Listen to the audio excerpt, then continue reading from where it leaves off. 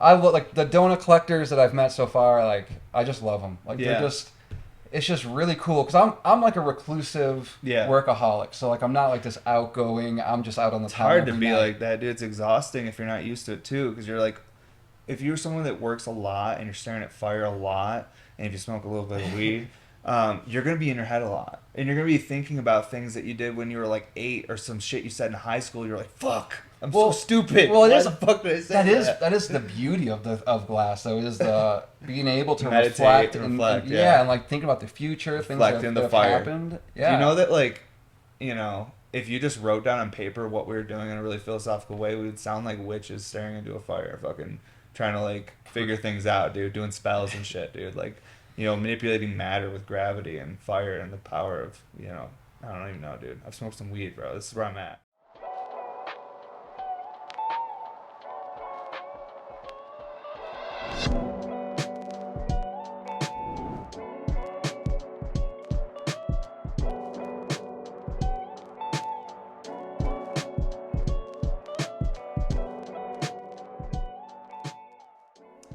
Wow. What's up, everybody? Welcome to episode 124 of the podcast. We have a special one today. We have KGB Glass in town visiting us. We're doing a couple collabs, and we just did an awesome episode. We have never met in person before, so it was really an authentic, like, really fun conversation, and honestly, I could talk to this guy for hours. So it was a great episode, and I hope you guys enjoy it. Have a great day, and I'll see you on the next one. Thanks, everybody. I'm like, what the fuck? Yeah, now dude. I'm like, I can't be 40. Like, I can't be 40. Look at people. Or whatever. Look at people though. They're in their like 50s and 60s now that really take care of themselves, dude. Some of these people look amazing, bro, and they're living good fucking lives. So like, I think it's like nothing but good things to come. It's just you got to keep that type of mindset though. Yeah, 100%. Because I've met people that are also 50 that look like they're 70. I'm like, why do you look like this? Or like they're mid 30s, and it's like, bro, what happened? What happened to you? Oh, definitely. Even early 30s. I've met guys that I'm like, dude, like, what have you seen? Like, I've not slept for days, and I don't even look like that, dude. What happened? Yo. Yeah, dude, it's pretty crazy, bro. But yeah, like I think the East Coast does that too, though. Living in a place that's a little bit more harsh climate, cold, and the people are a little bit more raw. Yep. You're gonna age a little quicker. It'll get you. I don't know about Portland, Maine though. That seems pretty dope. The videos and pictures I see you occasionally post on your story, just kind of the skyline and stuff. Yeah. I see that, and I'm like, I show my wife, and we always go, man, that just looks pretty peaceful though. I mean, but everything's beautiful from far away, right? Yeah, there's problems everywhere. Maine isn't real life. Like, it's called vacation land. Okay, it's like not so you life. live kind of in a vacation kind of town. The whole state is like, because there's like, it's touristy and there's cruise ships and whatnot. Yeah. But just like the mentality of Maine, like, isn't like any other state I've been to. It's so like, it's just different. It's like the land time forgot. Yeah, you know what I mean. But it's also, find something you love to do, make it your profession, and people will support you. That's really cool. Yeah, man. Because like to me, like whenever I see like people post pictures of where they live, I like to make up my own story in my head about what it must be like there. You know what I mean? Like I see the brick buildings and then the skyline and the water, and I'm like, oh, this just looks like a little port town that probably has been just about the same the last 100 years. I mean, obviously there's some new stuff here and there, but there's still the original buildings and stuff. We live. I mean, our apartment is like the old arms building. The armory. That's it. And it's like where the arms, the armory's across the street, but it's like where they used to, build guns. And yeah. Shit. Like back in the day, it's all this old 1800s shit. That's fucking cool, but man. they're just starting, like, the past 5-7 years, like, the whole place is getting gentrified, and condos and hotels, and it's changing. Yeah. Not really for the better, but it's got to grow. Well, change always happens, man. Change is constant. It's scary, though. But yeah, man, like, I don't know, like, I'm surprised I never went to Portland, Maine, being someone, I grew up in Syracuse, and we used to go to, like, I didn't even know Maine was a state. Yeah, right? Growing up, I was like, Maine? Yeah, I used to just go all over New England just because, like, go to Cape Cod and just, like, little family. Those were the family vacations for people that, like, grew up in those areas. You just drive, like, 6 or 7 hours and, like... Go to Pennsylvania. Yeah. Like, that was, like, all my family was from Pennsylvania, so I rarely went east. It was always over to Pennsylvania. Yeah. Or, like, down to Pennsylvania. Yeah, we always went down just to buy fireworks, go to Gibson, Pennsylvania. That was the best part, coming home. Yeah, I'm like, so, Dad, can we stop? It's like, yeah. That's so fun. It's so cool, man. That, like, we both, like, are from Syracuse. It blows my mind, because, like... I got out of there, like, I left and was like, I'm not coming back. Yeah. Shit, you know what I mean? Like, well, the funny thing is, I was on probation for like 7 years when I was like, ouch, fucking bro. 16. That's a long probation, bro. Bro, well, this was a life lesson I learned. Sounds like I was always getting in trouble, right? But this was one of those times where my buddy wanted to go like break into this like apartment complex storage shed. Oh, well, was He his just name wanted Keith or Shane? Because we all had a friend. Not No even going offense to to drop Keiths his or name. Shane's watching. Not even going to drop his name.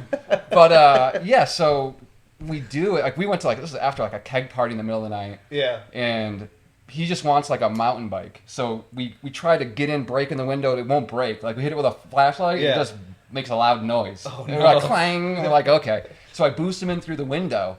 And he just starts the door was locked from the inside. He's just throwing out whatever wasn't bolted down. Yeah. And I'm throwing it back in like, dude, no, you don't need this shit. Like literally, it was so comical. Yeah. I never even went in. Okay. And I'm just throwing it back through this little window. No, we don't need that. Yeah, Just and use he's your bike. so it wasn't happening. It wouldn't fit out the window. So he grabs Yeah. like some fishing poles. Yeah. And I was like, okay, like we'll go fishing. Like Yeah. we'll go to Onondaga Lake and go Yeah. fucking fishing. You know We'll what I get mean? some three-eyed fish out of the Onondaga Lake. Exactly. And so like 20 yards from the facility or from that little place, 2 cop cars roll up, fucking draw their guns, throw us on the hood of the car.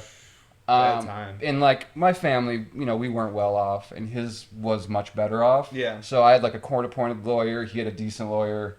I ended up doing like hundreds of hours community service. He did none. I did like all this probation. He did none. That's You your know? life lesson. I need money, or else I'm gonna get fucked. If you don't have money, you can't fuck around if you don't have money. Yeah. It's kind of what it was. You know what I mean? And it kind of scared me straight. Dude, on the east, at least where I lived in Syracuse, that was one thing. Like, I meet kids out here, people out here, and they're like, "Yeah, I had this." They always tell me stories about the one rich friend they had growing up. Like, everyone had like at least one friend that like had this thing. Dude, where I grew up, like no one had money. Yeah. Like, literally, there wasn't a friend with money. There was. It was just more than us, I should say. You Dude, know what I mean? yeah, But like, well, like, I think, like, growing up, like, my friends would have considered my house, like, one of the nice ones, and I think I grew up in a nice house, but it was a very modest, like, nice little farmhouse, but everyone would come to my house to eat, like, no one even had, like, food, like, but my mom liked cooking big meals, so she'd, like, cook for all my friends, like, they had an outdoor fridge in the fucking, that might be hot, careful, I don't want to break your finger, we had an outdoor fridge out in the garage, and like my friends and shit would like, even when I wasn't home, they'd like go to my parents' garage to get drinks and stuff out of the fridge. And my dad would be like, I know that garage. I know the garage like, with what the are you fridge. guys doing here? And they're like, we just came to get some soda, Mr. Man. Yep. Like you know, like Mr. I Man. also had a half pipe at my house, and like Oh, wow. like a mini ramp with extensions. Then the driveway we had like boxes and rails and shit. And I took So that was like the spot. yeah, so like even when I wasn't home, people were like there skating or doing stuff, and my parents had 40 acres of land, so it was just, and it was like on Bear Mountain, so it's just like not the big Bear Mountain upstate, the one that's like by Onondaga Nation. Yeah, it wasn't like when I say Bear Mountain upstate New York, people think I'm talking about like the big skiing mountain or whatever. I don't think I've ever even heard of any of them, which is weird. Yeah, the one I lived in was like right off Onondaga Nation, and I think actually just recently the Onondaga Nation got the mountain back. Like it's like their land again. I think they're like reincorporating it into their like their nation, which is pretty cool because it was like a really like ceremonial like special place for the Onondagas, from what I understand. Yeah. And it was one of the few mountains in the area, at least where that part of like central New York, where they had bears, and they were like this mountain because this mountain has these huge waterfalls on it. It has like 4 waterfalls, and as a kid, we used to like start at the bottom of the stream and go up the mountain. You hike the stream, then you climb the sides of the waterfalls, and there was like cliffs. One that was famous was called the Blue Hole. Okay. And it was known in like Syracuse area a little bit, but it was mostly south of Syracuse people knew of it because it was this famous like cliff jumping thing into this super deep blue hole, and there was a waterfall that you could slide down like a water slide. Jesus. And then that was the top waterfall. There was 3 before that were huge too.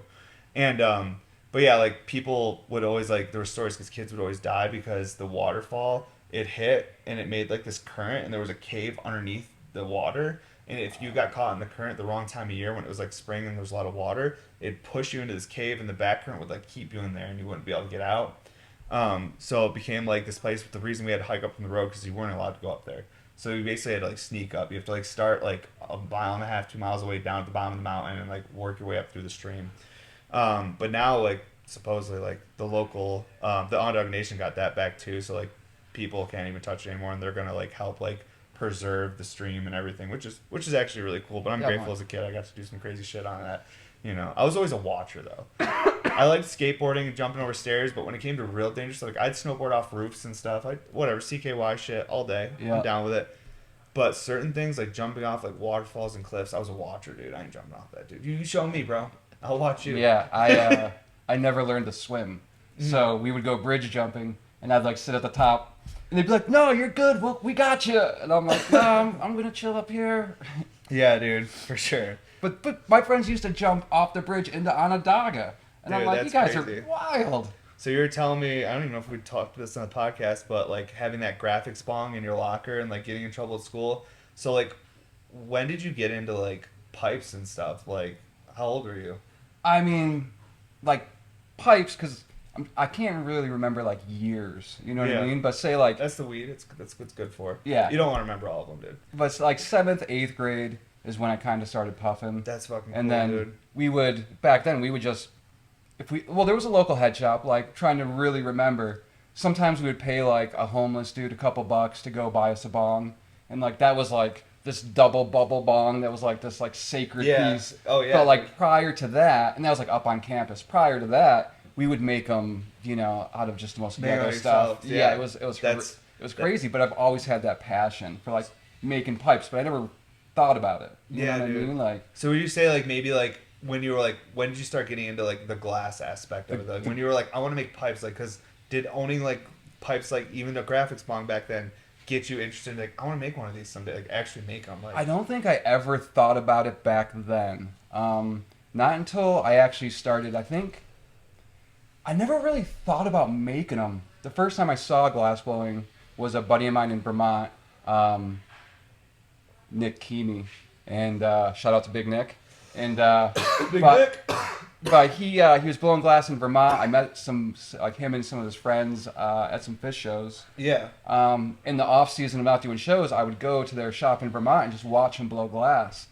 And I never thought I would be able to do that. Yeah. I was like, I can't physically ever do something like that. Right, it's but, magic. When you first see it, you're like, they're wizards. Yeah, dude, like I could never like Yeah. I need bigger muscles or some shit, you know? And but I would just watch, and then randomly one of those guys' girlfriends was going to college up in Maine. This is like years later. Yeah. Years later. So this is like say around 2002.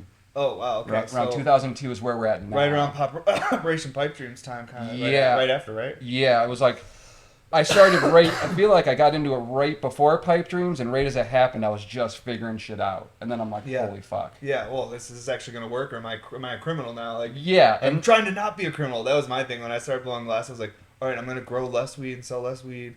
I'm not a criminal. I'm gonna make pipes. I'm gonna pay taxes. Like, Yeah. But it's like it's still like almost like to the perspective of like people in modern day Western culture, you're criminal adjacent. Like you're undoubtedly. fucking, I was even just making pipes, like wheeling a K tank in the garage. I'm like looking around, like I just must have looked sketchy. Yeah. And it's like, dude, I'm just making art. Yeah, but ultimately. that's how people make you feel though. When you're into anything that's counterculture, a little bit different than the norm, you're made to feel like there's something wrong with you, and you almost have to hide it. And that's a problem too. I have PTSD to this day Yeah. about like pipes and everything. Oh, And dude, just when the I whole see line. It's just so weird. Dude, I still when I see a cop driving down the road, I go like, fuck, is there anything in my car? Even though I have a med card on me, Yep. I'm allowed to be doing what I'm doing, but That's I'm still nervous. That's cool. So it sounds like you had more of like a traditional, like at least from my perspective as someone is like traditional. Like you were like meeting people at fish shows, you were around the culture, and you just kind of like found the art, and then pipes happened once you got into the art. Kind of thing. Because I was like buying a lot of glass pipes, like say like 97 to like 99. 2000. I was buying pipes, smoking pipes, you know. Yeah. Stuff like that. I was like in it, but never had the idea of making one. Yeah. And then once my buddy was like, hey, my girl's moving up there, and I was renting a house, and he's like, if I could set up in your garage, I'd show you. Yeah. And I was like, no shit. So and cool. so Yeah, we dude. like legit cut a hole in the side of the garage with a Sawzall. Yeah. Found a window on the side of the road that had the piece of glass already broken out, and put a fan in, and like. Dude, that's why like I like a lot of people that listen to this and maybe like want to get into glass. I'm like, you don't have to overthink it in the beginning. Like I posted my new studio, and I feel like for some people it might have like made them feel like, fuck, I'm never gonna be able to like do that. Like, but that shouldn't even be your goal. Like with glass blowing, you can be a MacGyver about this shit, bro. Yeah. You can make pipes. You can learn to blow glass with very minimal stuff. It's all in like it's a mindset. I think really. Oh no, we all start with the same. You know, all you need is a bolt push. you know, some graphite, a reamer, and a torch. Exactly. And you just the drive to want to do it. That's the biggest part. Because you know? it's not going to pay you right away. And if it does, good for you. That's awesome. Well, so, I advise people not to like rely on it. When you're first starting, like I was baking donuts at like 3 different donut bakeries all night. Like I'd go in at like 7 p.m., get out at like 6 a.m., and then jump on the torch at like 9. Yeah. And, you know, and then go to sleep at like 2 p.m. and do it all over again. Yeah, that's why I tell people. It's like one of those things. Like if you really want to get good at glass, like for me, what I found is like it has to be really, you have to be having fun with it. Mm-hmm. There's going to be times where you hate it. You want to quit it. You're like, fuck this. Like, this sucks. But you still have to have those little motivators consistently. Like, this is what I love, though. Yep. And then you have to be able to do it with, like, knowing that, like, I'm not going to get paid for this. You have to be able to work without getting paid. Yeah. Because if you go into it with the mindset of, like, oh, like, I lost this much today or I lost this much money, like, you're going to get stuck in those ruts sometimes. But if you stay in that place, you're not going to be able to progress because you're only going to be seeing, like how much this takes to get to it. Like even now, like my guys this morning were like cleaning and looking at stuff, and one of my guys said, he's like, dude, like look how much glass we throw away. And I'm like, yeah, like if you weighed all the glass material I bought, I'd probably throw away 30 to 40% of the glass material, because there's this end chunks, little chunks of color, scratched, clear, whatever. You fill garbage cans really quickly when you have 5 guys going hard all week. And high quality control. Yeah. Oh, you know yeah. I mean? We throw out so much clear. Sure. Dude. It's nuts. Like, oh my, I have so many finished pieces at my house and a few here that like completely done. And then you look at it and you're like, oh, fuck, there's a weird scratch or a weird inclusion in the tube. Yeah. Something like, and sometimes you don't even notice it until like. I like when I'm doing like clear bong stuff, I really look over the piece. Like I need glasses now, so I'll put on like my readers and I'm like, look it over. I'll finish the piece. And then, like, the next day, I'm like, oh, that air bubble, like, not from me, just, like, in the glass, was there the whole fucking time. And I was like, it takes such a special light to see it. Exactly. Sometimes those airlines, like, they're, like, hidden. And like, until you, like, enjoy and looking at the piece. Because, like, even I tell the guys, like, when you're prepping me sleeves and doing all these things, you need to, like, look at it in the light for a while. Spin it for a while, really look at it. And then when you're heating it with the flame, because then, you know how, like, the optics, once you hit that with fire, like it'll glow through it if you hit it on the end. Then you can really see if there's anything wrong with it. And it's crazy how bad the quality's gotten on the materials that we have to buy to do our work in the last 3 years. The quality of clear has gone. I agree completely. Like I've switched so many brands, I can't find it. You know what I mean? Bro, like, color that I'll pay $160 a pound for, there'll be airlines through the whole thing. Wow. And then like you blow it out, and then you got all these micro bubbles, and you're like sick. Now I can't use that. That not only did you spend $160 a pound, but then now you spend how many days in sleeving it, man hours in time. Mm-hmm. And that's the thing is like, I'm kind of being like hypocrite with what I just said. If like to get good with glass, you don't want to look at all this stuff. But once a glass becomes a business too, because this is like my art from how I express myself. This is what I love to do. Even if I wasn't getting paid, I'd be blowing glass because I did for a long time. That's what I was gonna say. Like the beginning, the money wasn't even thought. I was like, I just want to do it tomorrow. Dude. I'm like, I just want to wake up and do it again. I want to sleep so I can wake up and do it again and do better. Oh god, and that's what got me out of like partying a lot. Yeah, was like I couldn't just get fucked up all night and then expect to do something quality in the morning. And like I'm so good at what I do. Like I can be really good at raging or really good at grinding at work. Yeah, you know, and it's kind of aiming that focus or like focusing like that energy. Yeah, you know bro. what I mean? But, same with me. And like for me, like I've always been like someone like when I worked for people like.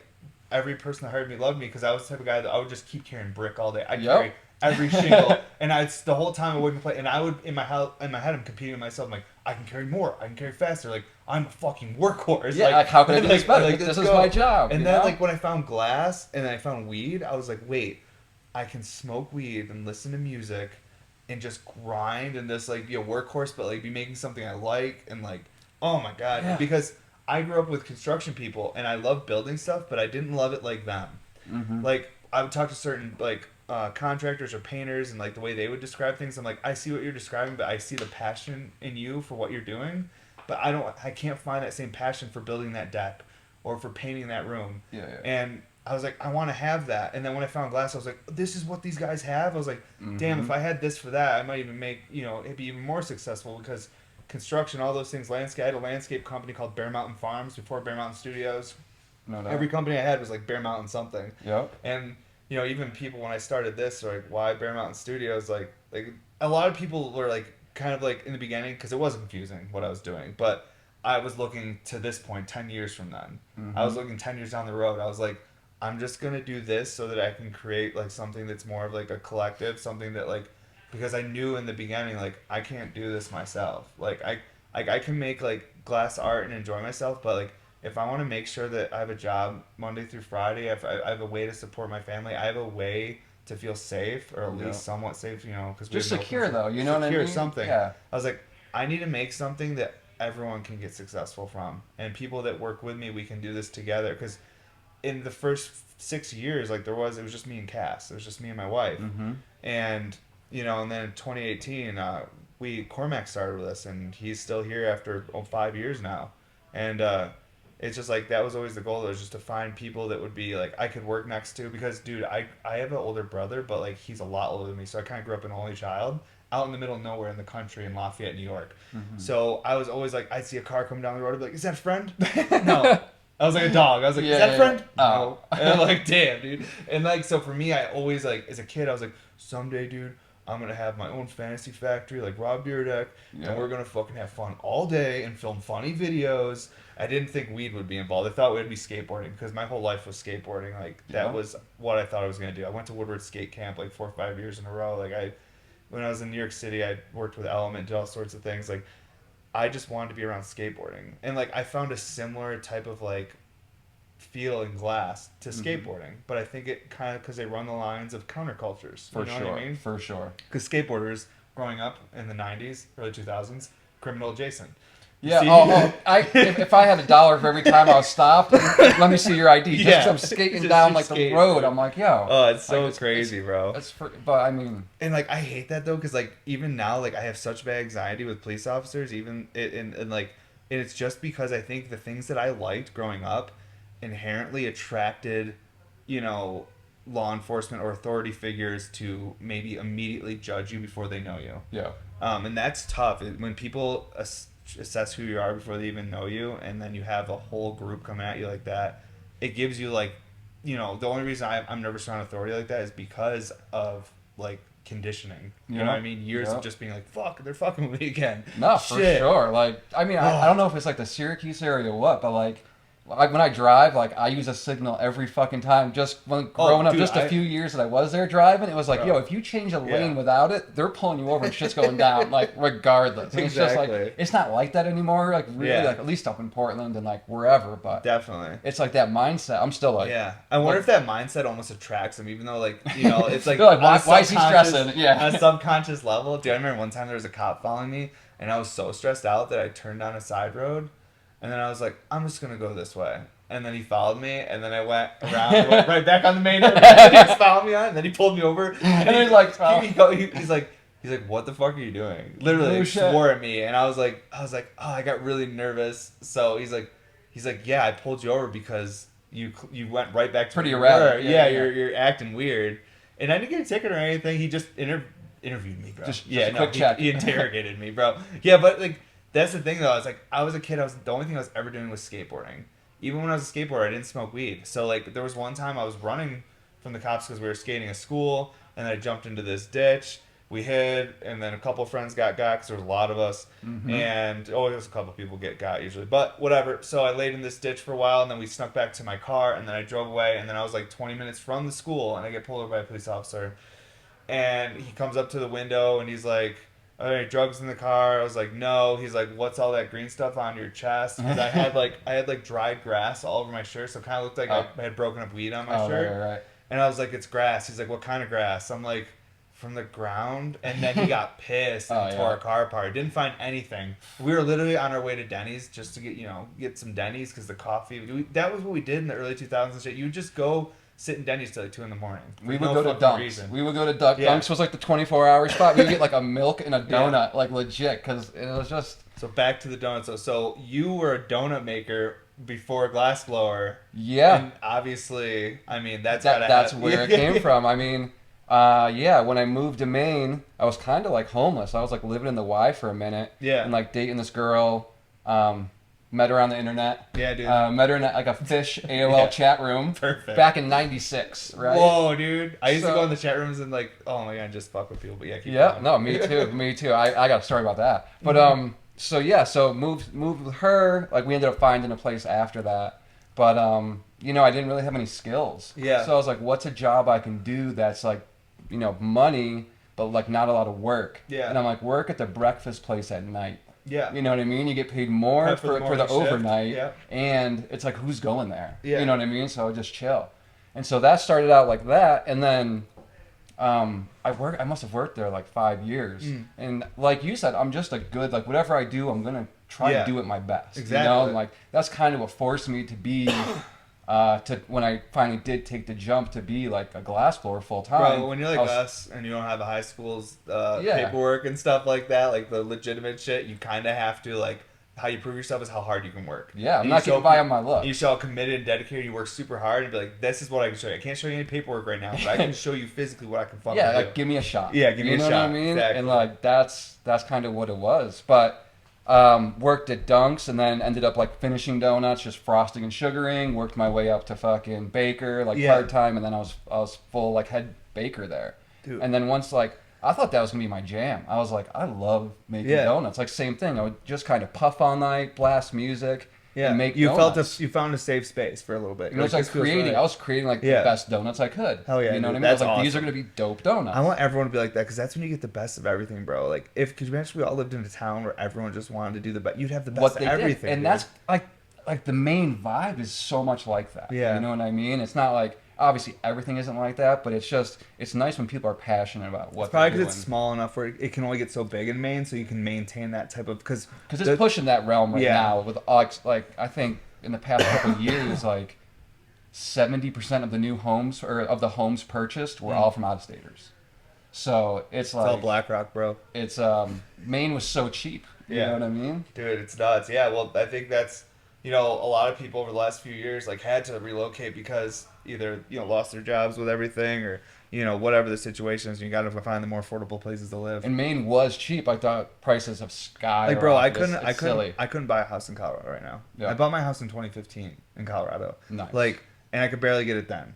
Like, yeah, now I couldn't buy a house here now. Yeah, dude, that's what I'm fighting, and I'm like waiting for some sort of like calming or a new development. I think it will. I think a lot of those tides will shift. It's just gonna take a few years, but I think houses will get more affordable. But yeah, man, that's crazy though. So to like be like making donuts, like smoking weed all night, and then now like you're like making glass, like everything. You're manipulating so many different artists like styles, and putting like that whole like vibe on there. And I wonder like, so you said you worked for Dunk. Yeah, I worked for like one Dunkin' Donuts, and then there was like I worked for a small little donut bakery over in like a nice part of town, and then I worked at another Dunks that made it was like more of like a hub that made donuts for like 6 shops. Bro. So like they would do me like when they needed me. I would always do here and always do here, but like. You ever thought about like sending something over to corporate and just telling with your story and a picture of your work and be like, well, I this is what I do now as inspired, and then like you guys should pay me something. Well, they actually shot me. They shot the Blazing Ace, a shop that I had my donuts at, a cease and desist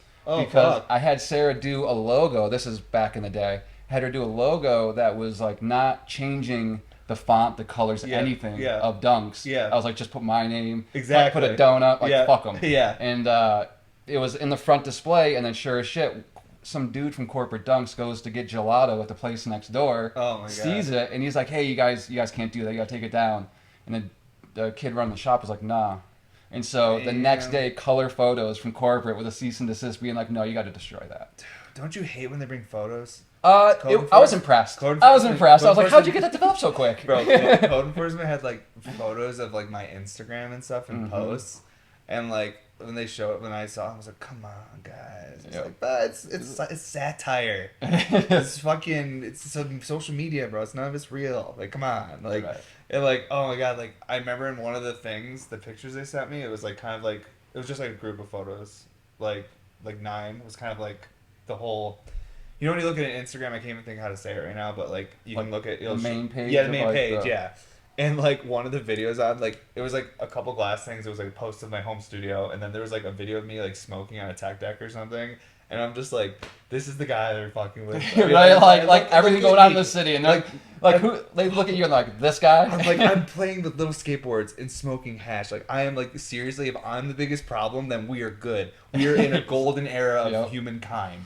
if I'm the biggest problem. Like, it was so, it fucking blew me away. But it made me laugh at myself, because I'm like, dude, look at you. You fucking, these people, like this is what they're sending you. You know what I mean? All the things it could be. It's like this, they get paid. They had to do an investigation on you.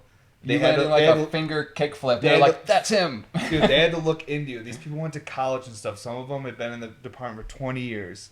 Probably never seen anything this stupid. Mm-hmm. And they're like, this is what we're doing now. This guy. Like, this fucking idiot, dude. Oh, my God. Like, can I see that letter, please? Yeah, like, how, like, they usually are probably dealing with, like, some guy that's, like, working on cars in his front yard, or there's broken down cars everywhere, or someone's not taking care of their house, it's creating a fire hazard, or noise complaints with unruly dogs. And then they get this case with Evan. It's just, they even came to my house, they're like, oh, so these are all for tobacco use only? I'm like, what are you doing? I even looked at him, I was like, what? I was like, well, they're for whatever you want them for. Yeah.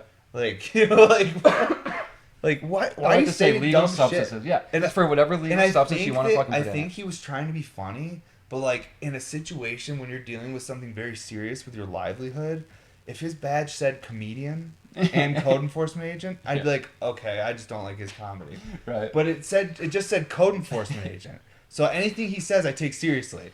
So I'm like he was like, I think he was trying to joke with me, and then he was like, I think what you make's like really like beautiful stuff and whatever. Like, that's the stuff I have to remind me of when I think of how angry I get at these people. Sometimes I have to remember like that everyone's just human. People trying to do their jobs. Everyone lives in their own universe, and I have to try to see the good, even if it's delusional. Even if like you have like my like, you know, friends or whatever in your ear going, no, fuck them, they were trying to fuck. Right. It's like they maybe they were, but at the same time, like, I'll fuck it more if I keep digging. Yep. You know what I mean? Like, I'm a eye for an eye leaves everyone blind kind of guy. Yeah. You know what I mean? And I'm not. I rather sometimes honestly you kind of keep like going. I'd rather be the sponge to society, where if I have the ability to absorb enough bullshit that makes other people's lives less painful, then I can make the world a better place. Yep. Like, instead of like being like this like mirror that just reflects everyone's anger back onto them, I will just absorb it and hopefully not have a stomach ulcer,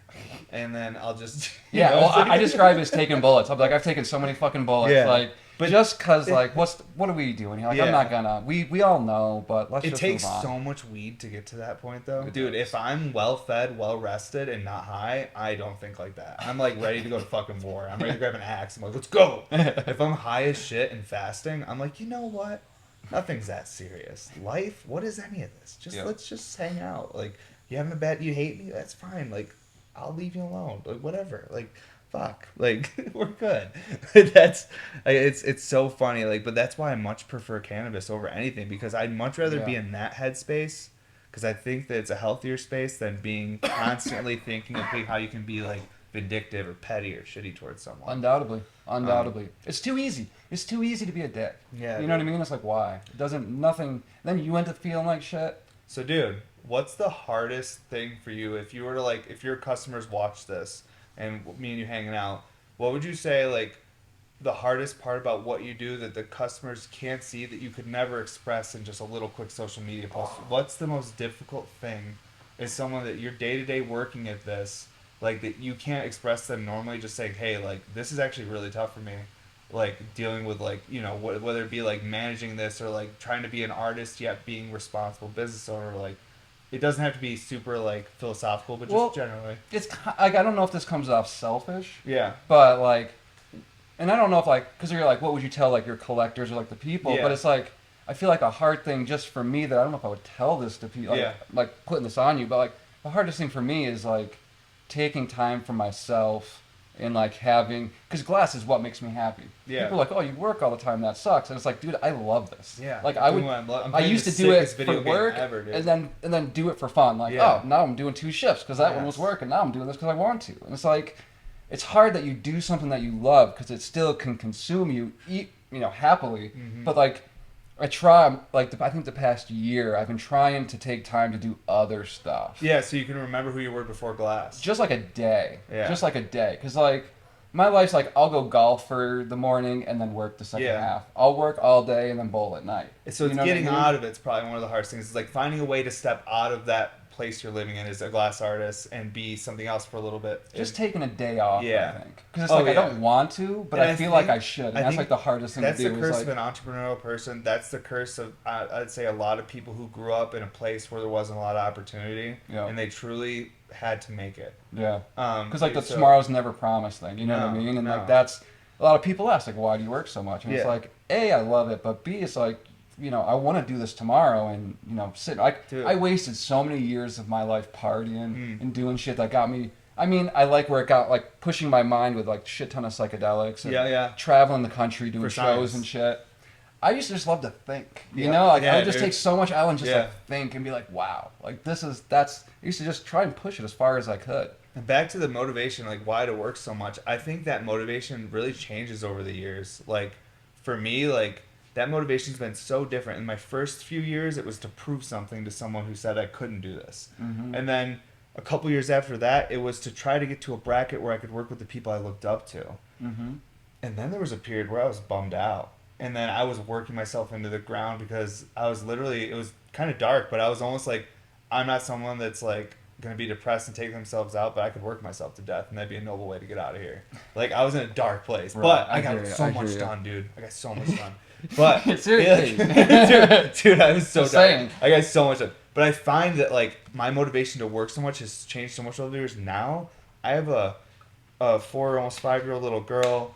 I have a team of like 5, 6 people that rely on paychecks every Monday. Mm-hmm. I have like elderly parents that, you know, that I want to provide even more for so that they can maybe have things they never thought they could have. Mm-hmm. So like my motivations to work now, always it's the art, always it's because I want to try the next functional. But there's a bigger thing too. What we like, because like for you, there's the day-to-day motivation. Then there's the big one. Why do you work so much? There's always gonna be there's gonna be 2 reasons every day why you're working. Yeah. There's gonna be the things you have to do that day that you like. This is why I have to work so much today. But then there's another thing behind you of why you have to work so much. Mm-hmm. So for me, that big picture has changed over the years, but the day-to-day has always been the same. Yep. I want to pull that new rig out in the morning and try it, or I want to try to put this on here and make this. I want to try this new design. Yep. So I've always had those 2 things, but the big one's always adapted through life, but the day-to-day has always been the same, which I think is why my Instagram's been so consistent for years, because it's just me doing dumb shit, and then here's some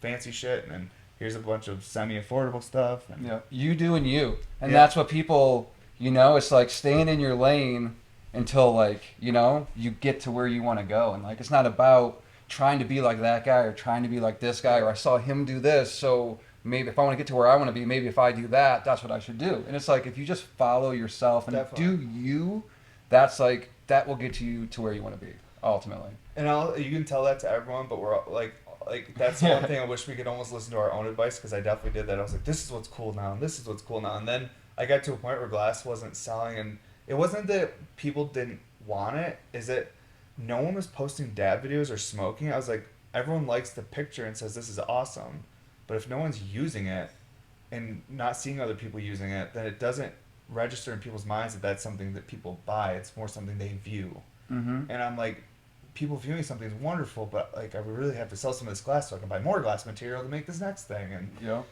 because man, like that's what it really used to be like. It's like we need to sell this glass so we can get more glass, or else we can't make glass. Dude, in the beginning, like I would trade for, I can't even count how many years. There had been like 6 years, 7 years, 6 years of blowing glass where I would trade for food at like a restaurant. I would trade for like clothes, like shoes and pants from like a head shop, and everything would be hemp. You know what I mean? Mm-hmm. Like everything would be bartering for pipes. You know what I mean? It was never, bro, like making money was never even a thought. Bro, you know, that's the weirdest, like when you're saying phases. It's a beautiful thing though. Yeah, like, it was heaven. I lived in fucking Brooklyn, and I used to just take the train over to Manhattan every day and skate LES. And I would just like, dude, I'd find at least 3 or 4 quarters on my way to LES just skating down the street. It was like little chunks of change. And if for $1, dude, you could get like 6 dumplings and a rice pancake from like these little dumpling shops in like Chinatown, Lower East Side. Yeah. Dude, like I didn't care about I had no money. Like I would literally hit up my dad once a week and be like, "Hey Dad, do you have any money or anything? I need some weed." And my dad was working his ass off, and he wasn't made of money, but he'd find a way. He's like, I can send you a couple bucks. That way you can get some flour, like because he knew that like I needed to smoke weed. It was important. Yeah. It helped. Now it's like that's one thing I always wish I could explain to the people who like work in local government that maybe don't enjoy me. That like, can you see the perspective of maybe it's pretty awesome that like I like love smoking weed. It's something I have to do, but I also found a way to build a life around this thing that A is part of, positive where I life, can contribute to the community, like where I can pay taxes, I can build infrastructure, I can give jobs. Like I found a giving way. jobs. You know what I mean? Like that's such a big deal to me. I found a way to like, even though like I'm gonna smoke weed all day, I love doing it, but also like I was talking to Sarah and you about like medical stuff too. It's important. Shit's, everyone has their things, and this is what works for me. I've tried a lot of different shit. Weed's the best, dude. It really is. But yeah, man. So, what was the biggest like collab you say of your career, and like so far? Like what, like to you? Obviously, we all have different perspectives of the hierarchy of glass, or like what's the best. But like for you, as someone that like someone you really loved and respected, like damn, I got to. Like there's been a couple. 'Cause you've done some big ones. Like, yeah, and I feel like I'm like. Each time I'm like, I can't believe I'm doing this. You know what I mean? It's like crazy. It's like, fuck, it's just real? It's like, I don't even know. Like, I feel like there's been like the milestones. And I just did a recent post about it, but like this coil collab, we did like these 2 monies. And that was like back in the day of like male joints. You know what I mean? 2013. Was that like 2013? I think so, like 12 or 13. It was like 10 years ago. Yeah, dude, so it was like 13. Dude, that was like when I learned about coil and elbow and stuff. Elbow was making pickles and tanks. Yep. Bro, oh my god, dude, it was so different. I totally have a pickle. Dude, that's so sick, bro. I think I know someone that has like a jar of them, actually. Like, I think we used to sell them in jars and he had a couple of them from the jar. I don't know. Yeah. We talked, and there was some correlation between the donuts and the jar of the pickles and the jar of pickles and like, the box of donuts and how they kind of vibed off each other. Yeah, dude, that's fucking so. Wasn't it so interesting? So different than a lot of people that watch this probably don't remember that they weren't even smoking weed then. Maybe. Right. Dude, like that was a totally different industry. That was like so like the collabs like it blew my mind back then because like that one led to I think Coil was working with like Salt and I think Snick. Because they saw prep or something. One of the two saw the prep on the other bench, and they're like, "Hey, can I work some of this?" Yeah. And that led to those 2 other collabs, which I still had. Like, I kept one from each of those. Dude, you've seen so much in this industry, bro. Well, like, this is so crazy. That was just that. Like, a couple years, like, this is more recent, which, like, this one really means a lot. Like, one of the first, when I was, really new into glass, and I was, like, reading the flow, and, like, looking at, like, pictures of, like, crazy shit, I would look at, like, Gates and marbles, and I'd be like, dude, wow, like they look so real, and I'd be like, that's like what I want to copy is like the realness, you know what I mean? Like that's what I want to do, and that was like a huge inspiration. I was like, those look so real. This looks so real. I want to make a donut. Dude, they make you think. Real. Yeah, they do. There's certain glass that makes you think. And like collabing with him was like. That was like one of those things where I was like, I just can't believe this is happening. Like it was so sick, dude. But it's like heroes, you know what I mean? Like legit heroes. But like there's one, a recent collab I did that's pretty fucking. There's so many collabs. Like Azul Glass from out in Japan, like it was a male collab, but still been able to do it. You know what I mean? Like those guys are on another level. Such beautiful work. Like I'll have that prep and I'll just stare at it for like 3 days before I like build up the nerve to work it. I'm like, you got to like put on Rocky or fucking Eye of the Tiger and like. Bro. Like I don't know any of the Team Japan guys or any of the guys, not even just Team Japan, just any Japanese like artists personally. Like I collect some stuff. I have some marbles. But man, when I see those guys work and then like I follow their social medias and just kind of see like what they do share. They don't share a ton, but when they do, man, like I was telling you and Sarah that like when I see you post pictures of me and I'll paint a story of a narrative that doesn't even exist. I'm like, this is what's happening there. Like this is the vibe.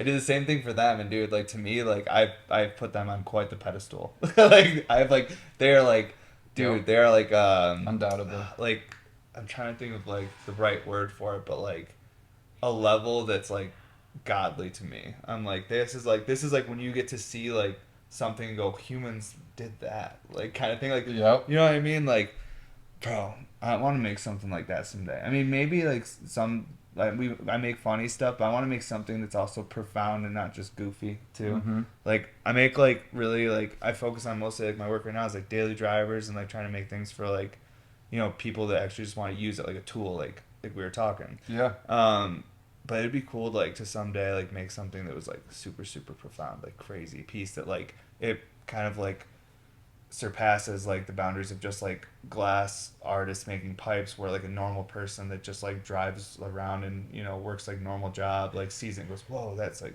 what is that? And like it catches them and makes them think, like, you know.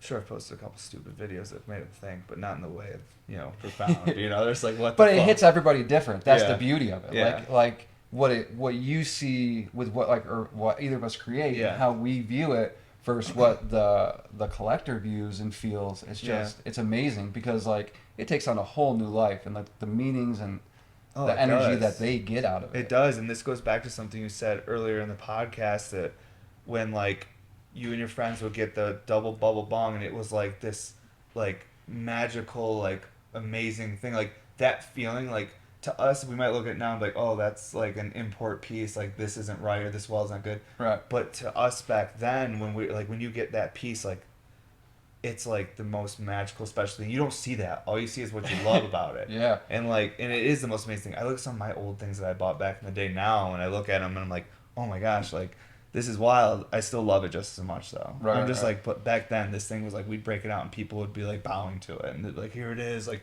triple treeper. Oh, it was legit though, you know. Yeah. But and it's just it's the power. That's the beauty of pipes. Yeah. You know what I mean? And like the things we do, like we're just to have a small like part of that Yeah, whole energy and ceremony is like an honor, and to be able to do it for a living, it's like Crazy.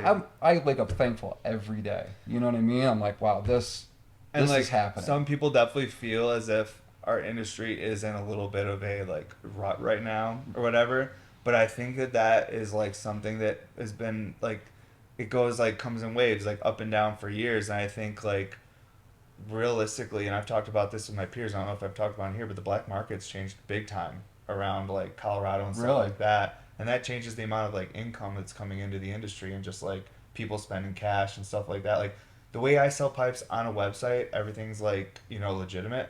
That's new-ish. Like a lot of the For time, sure. like people are like, you're going to trade shows, you're going to shops, or like someone like is coming into town, they're like, With oh a case. yeah, dude, I got like some money, or like even a collector's like in town. Right. Like a lot of the time back in the day, like I'd like be at someone's shop, or something would be going on, an event, and you're at someone's shop after the event, and like dudes would roll through with some serious money and buy glass for a lot of money. They would drop serious money. You're like, whoa, like that's like a year's worth of money right there. What do you know? Like, and then you got like a few pipes, and you'd have shops coming through after and buying stuff, and people were spending cash. Like, I think that like our industry right now, like, is just going through a transition and a changing period, and that like, you know, everything goes up and down. But even talking to Salt, like he was like, dude, I've seen Operation Pipe Dreams, I've been through this and that. He's like, we're good. And that's Like, what I'm saying. Like we're bigger than any ebb or flow. You know what I mean? Like definitely. it's a force. Yeah. And it's driven by I was us. too stoned to make like I was trying to like tell like other artists that if they're stressing right now, things are tight. Or Yeah. if they're Oh, having a yeah, hard yeah, time, yeah. Like you got this. Like just weather the storm. Like these are all temporary ups and downs, ebb and flows of any industry. Yeah.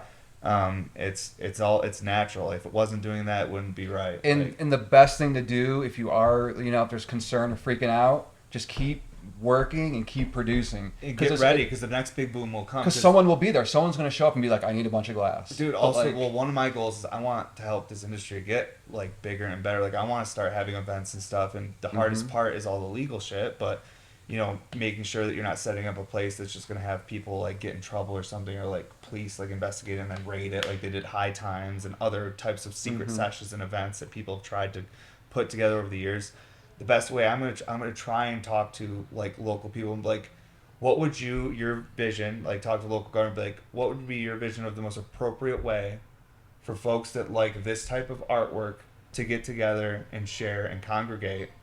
Like, how would it look to you? Right. So I can start building a baseline of how I can do something where it's respectful, appropriate, and really a fucking awesome time. Like, so I need to know. Yeah. So, we're working on all sorts of stuff in the background. There's a lot of things that I'm doing that like it takes away from how much I'm doing on social media, which hurts my reach, because you have to be so active on there. It's when you wear so many fucking hats. I'm like, You I'm know what I building mean? something It's right true. now, and if like I can't keep the reach, then I won't be able to execute the plan when it's ready. You know what I mean? Like it's wild, but But I feel like with Donut Fest, it's non-consumption. It's like year 10 of doing it. Yeah. And I've never had it like a sesh. And I know that's the part I'm trying to figure out. It's not great, right? And me too.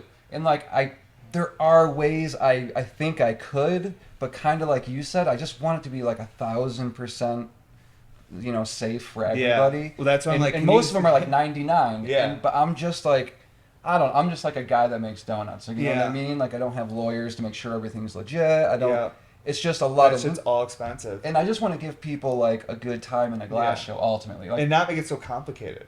Like Donut Fest. Is there actual donuts that are like food? Oh, of course. Tell me about it, dude. I'm intrigued. We get a few dozen donuts from all the local donut shops and offer those as well. Okay. But ultimately, it's just an enormous glass drop. Yeah. And it's like I said, this is year 10, which blows my mind. Dude. Like of doing this, and it's every year on National Donut Day, which is always the first Friday in June.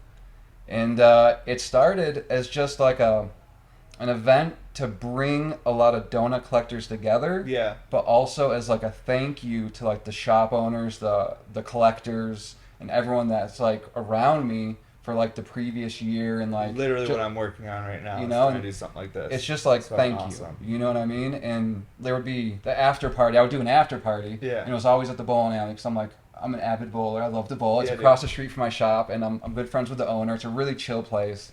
Like Fishbone played there the night I flew out. It's like a dope little. It's like a small stage.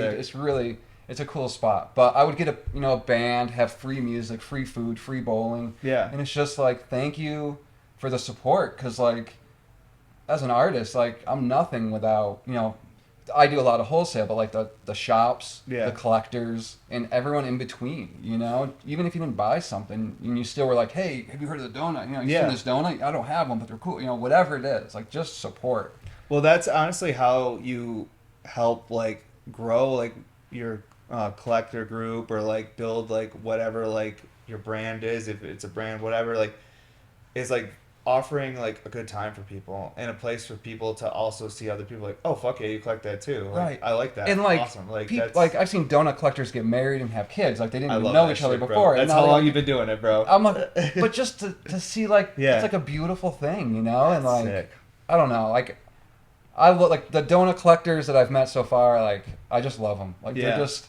It's just really cool because I'm like a reclusive workaholic, so like I'm not like this outgoing. I'm just out on the town. It's hard to be like that, dude. It's exhausting if you're not used to it too, because you're like, if you're someone that works a lot and you're staring at fire a lot, and if you smoke a little bit of weed, you're gonna be in your head a lot, and you're gonna be thinking about things that you did when you were like 8 or some shit you said in high school. You're like, fuck. I'm so stupid. Well, Why the fuck did I say that? That is the beauty of glass, though. Is the being able to meditate, and like think about the future, reflect things in that the have fire. happened. Yeah. Do you know that like, if you just wrote down on paper what we were doing in a really philosophical way, we would sound like witches staring into a fire, fucking trying to like figure things out, dude, doing spells and shit, dude. Like, manipulating matter with gravity and fire and the power of I don't even know, dude. I've smoked some weed, bro. This is where I'm at. Yep. If you've watched the podcast before, we're in the last few minutes of it where I'm like, woo.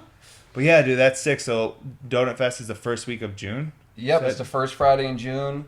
I usually release around 100 donuts, 100 different pieces. Yeah. I work for pretty much like a month and a half on only that.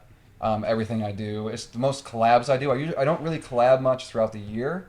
But Donut Fest is like my excuse to be like, all right, I'm going to start doing like a bunch of collabs. Hell yeah, dude. I have probably like 20 collabs between like local and like national people. Are you working with anyone else while you're in Colorado? Yep. You're my first stop, and then I'm going over to the Portal to work with BMFT. Nice, bro. Because we did the pizza donuts we did years, like 10 years ago. Hell yeah, dude. I want to work with we got to do that. He's Brandon, right? Yep. Yeah, he's dude. the man. All you got to do is hit him up. Dude, I know, bro. I'm so bad at hitting people up. Dude, I have this horrible anxiety and crippling stuff. I have my own problems, dude. Right. Too much action. I feel it. No, I feel it. Well, that's why I've loved the internet, is because I'm better at what's inside. I feel is really good, and what's in my head and what I have to say I feel is what is quality and like what I'm trying to get across. But in person, it doesn't always work. Yeah, you bro. know what I mean? It's so hard if I to edit type yourself it and be in like, real time, blah, bro. blah, blah. It's Like, this is what I'm actually trying to say. Like, what do you think? Exactly. So it's like a crutch, but at the same time, it's nice to have a way to truly communicate and Yeah, not have dude, any for sure. misinterpretation or anything. So we got BMFT. Anyone else? Yep, 2 days with you, 2 days with BMFT and maybe anyone else that's there, and then out to see Peter Muller.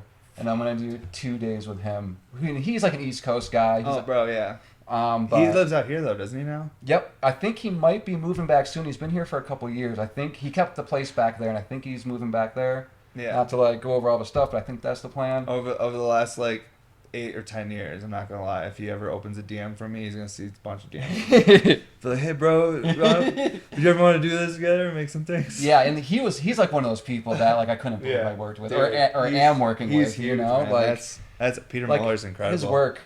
My wife, I can't just not. I just stare. Back in the day, I had a shop that I worked with that had an order in with them, and they got custom Peter Muller stuff made.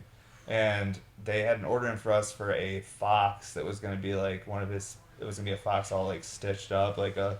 Yeah, but you know, then the shop went out of business and some bad stuff happened. I think. And, dude, that's the one thing. Like sometimes, like if you're relying on certain like groups of shops and stuff, like got to pick them right. You got to make sure they're people that've been around for a while, they have reputations, because some of these shops open and one day they're closed. And yeah, sad thing, like the Blazing Ace has been the home of Donut Fest for 10 years. They were like our local shop, and they're closing down. Their last day is the day before Donut Fest, and they've been open like 15 years. Oh, I know, dude. I know of a lot of but 20-year plus shops that have been closing over the past 6 months, and I'm just like, whoa, dude. But you know, that's a transition. The owners do have like a lot going on. Like he has like a bar and some other stuff that's been doing really cool, like a cool microbrew. So like I feel like life just takes you on different paths. So I think that one thing I would tell people right now is that the best part of where we are right now is there's so much opportunity for anyone that's willing to work super hard, that's really creative, that wants to try and build something where,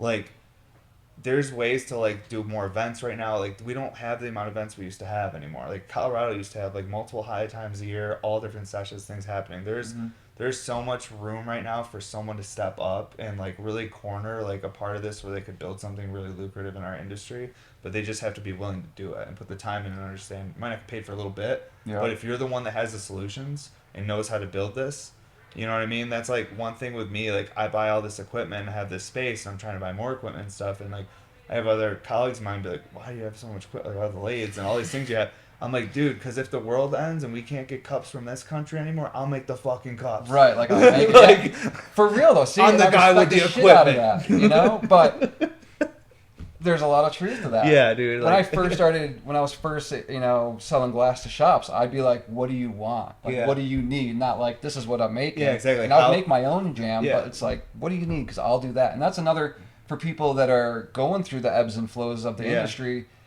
you know, pivoting is huge. And, you know, maybe going outside your comfort zone and being like, oh, well, the shop doesn't want my XYZ. Yeah. What do you guys want? Is there anything that you guys would want? Because I would hook that up. Yeah. You know, and because little things like that can help. We are a small group, and there's people out there that need glass. You just have to be able to work with people. Right. That's the big thing. And I would tell people, don't think that takes away from how much of an artist you are, or how like hard, whatever. It doesn't take away from anything. It doesn't devalue you. Yeah, don't stop doing anything else. And like, I mean, it's not for everybody, but I feel like it's just a really good tip. Yeah. And it can be very helpful. Dude, that's where I'm at. Like, I'm trying to do everything, dude. I'm doing too much, but that's what it is. Well, I have some awesome collabs planned with you. Awesome. We'll get everything set up. But yeah, it was awesome, Brian. Make sure you guys check him out, KGB Glass. Thank you for having me. Yeah, dude, this was a complete honor. Like, and just to like recap, like, collabing with you is a really big deal for me. Like, oh well, bro, I am like a fan. Like, I'm a huge fan of the podcast. Producer guy, fucking great job. I love all. Thank of you, this. dude. So I just whenever I see you posted, I'm always like, dude. Like when a colleague posts like something that I'm really self-conscious about this thing that I do, because it's like not a lot of people do it, and I'm really just talk and expose myself. No, so more people need to do it. Like I feel like it's like the community. Feel good when I see my colleagues posting, because I'm like, fuck yeah, dude. Like. Yeah, I'm not that crazy. Like someone else gets it. They're like, watch it. No, dude, it's so fucking good. Like, and especially if I'm working alone one day. Yeah. And I put that on, I'm working with someone else, because like the shit you say is so fucking relatable. Fuck yeah, and if it's really not, like I'm reflecting on like, oh, like perspective. What does that make me think about? You know, and definitely. that's just you can't get that from anywhere but another glassblower, really. Hell yeah, dude. So Well, I thank you for that, for yeah, sure. it was fucking fun, dude. And yeah, I'm excited to share this work with everybody. And we'll see you guys next time. What was this, episode 124? 124, sick. Well, that was my address growing up in Oh, Liverpool. dude, fucking crazy, dude. We planned it. It was all planned. I have a really huge plan going on. That's there, fucked up. That was like my house from like 0 to 18. That's fucking crazy, dude. Cool. Wow. Well, thanks so much, everybody. Make sure you check us out at bmsglass.com. Sign up for that newsletter so you can get all the info about everything we're doing, drops, and all that stuff. Have a great day, everybody. Thank you.